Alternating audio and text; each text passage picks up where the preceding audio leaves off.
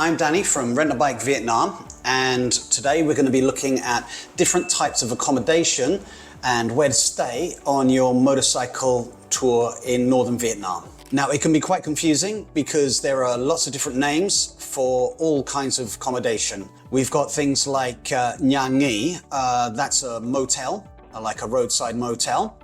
We've got Khách sạn, which is like a slightly more upgraded hotel. We've also then got homestay, and traditionally a homestay would be staying with an ethnic family, usually in a stilt house in a shared dorm. But as I'll tell you soon, that's evolved into a kind of variety of different things. Then also nowadays, you've got things like camping, glamping, and also some people like to do wild camping as well. So let's have a look at each of those. And first of all, we'll talk about the legality of staying in Vietnam. So the first thing to know is that your hotel accommodation, wherever you stay, they need to register you with the local police. If they don't do this, then they can get a fine. And if they repeatedly get fined, they will lose their business license. So that's why they're going to ask you for a copy of your passport or your passport details so that they can register you with the local police. It's their duty to do that. And then the police will look after you and your safety. This is why we don't recommend wild camping, because when you're wild camping, no one can register you with the police.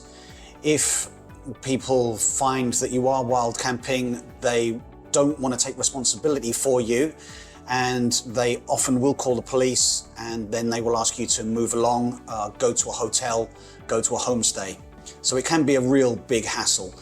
If you are going to go wild camping, then perhaps you'll need to go somewhere very off the beaten track.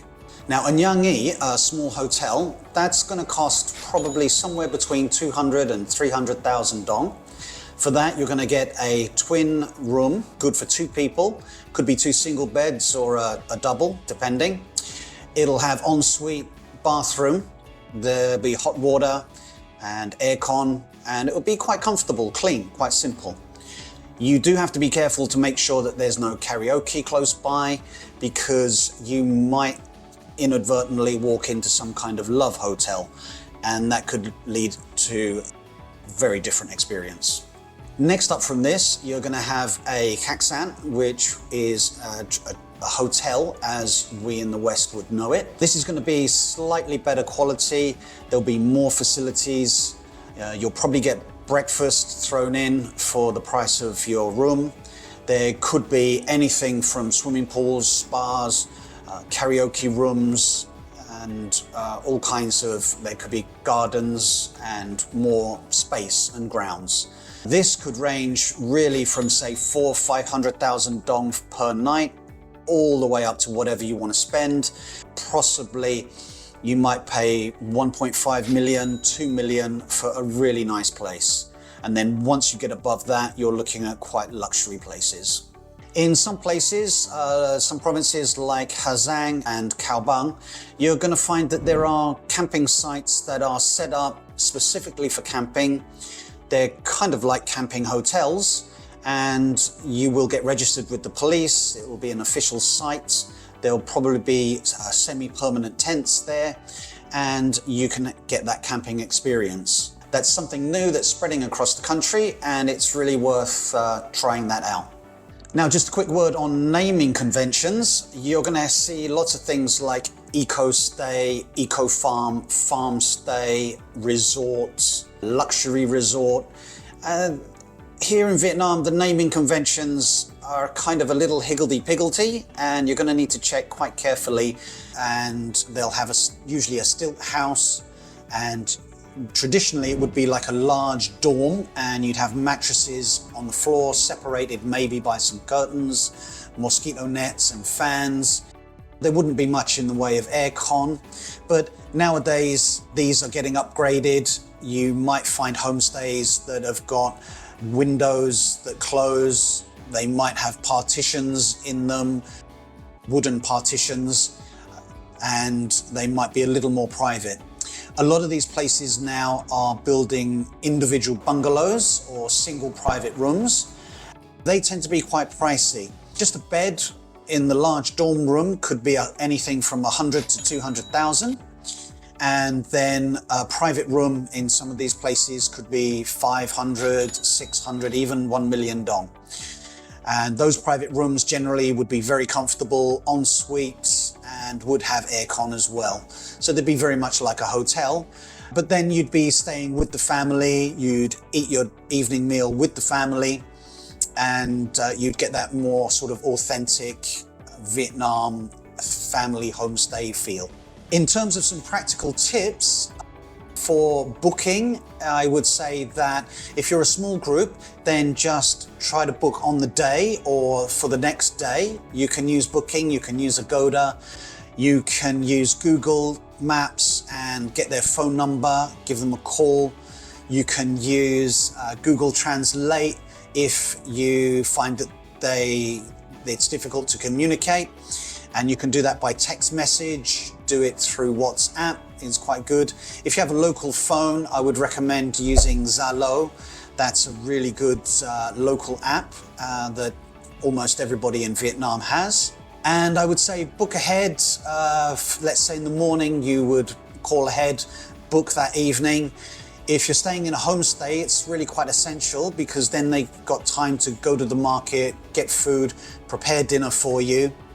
If it's a hotel, then you're going to just want to make sure that you've got a room to stay.